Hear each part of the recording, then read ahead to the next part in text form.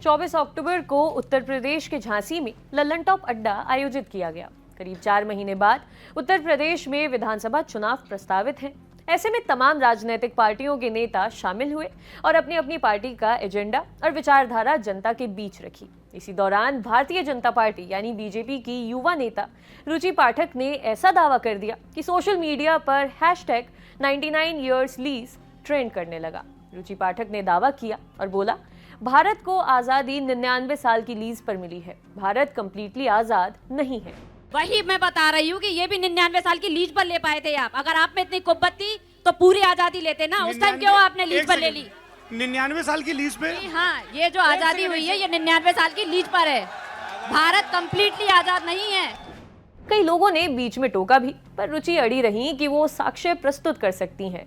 बहरहाल रुचि पाठक का दावा नया नहीं है। ये दावे व्हाट्सएप, यूट्यूब जैसे प्लेटफॉर्म्स पर लंबे समय से वायरल है। द लल्लन टॉप ने जनवरी 2019 में इन दावों का सच बताया था।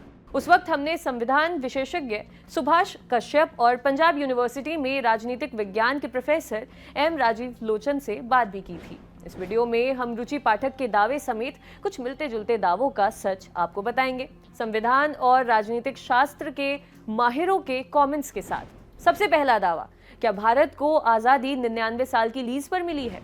इसका उत्तर है नहीं। भारत आजाद संप्रभु राष्ट्र है। लीज जैसे दावे सिर्फ और सिर्फ झूठ बयानी और अफवाह है। संविधान विशेषज्ञ सुभाष कश्यप के मुताबिक 14 अगस्त 1947 तक भारत पर ब्रिटेन के राजा का शासन चलता था। राजा का नाम था किंग जॉर्ज 6।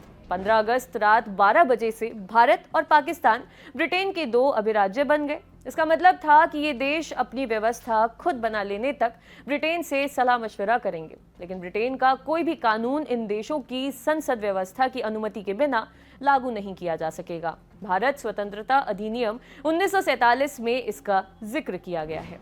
15 अगस्त 1947 को जवाहरलाल नेहरू ने भारत के प्रधानमंत्री के रूप में शपथ ली थी। नेहरू डोमिनियन सरकार के ही प्रधानमंत्री थे। ये एक अंतरिम व्यवस्था थी, इसलिए नई व्यवस्था लागू होने तक गवर्नर जनरल का पद भी जारी रखा गया। उस समय भारत के गवर्नर जनरल लुई माउंटबेटन थे।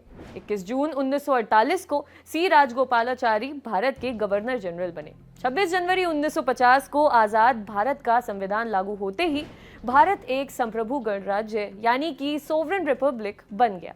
संप्रभु माने ऐसा देश जो किसी और नियंत्रण में नहीं है, जो अपने कानून पर चलता है।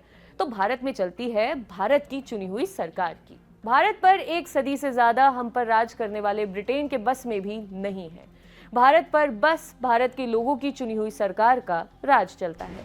भारत का संविधान जब तैयार हुआ तो उसे मान्यता गवर्नर जनरल ने नहीं, बल्कि संविधान सभा के अध्यक्ष राजेंद्र प्रसाद ने दी थी। प्रसाद 26 जनवरी 1950 को भारत के पहले राष्ट्रपति बने। संविधान लागू होने पर 26 जनवरी 1950 को ही भारत के प्रधानमंत्री यानी जवाहरलाल नेहरू और नए राष्ट्रपति राजेंद्र प्रसाद ने संविधान की शपथ ली। गवर्नर जनरल का पद इस दिन से खत्म हो गया।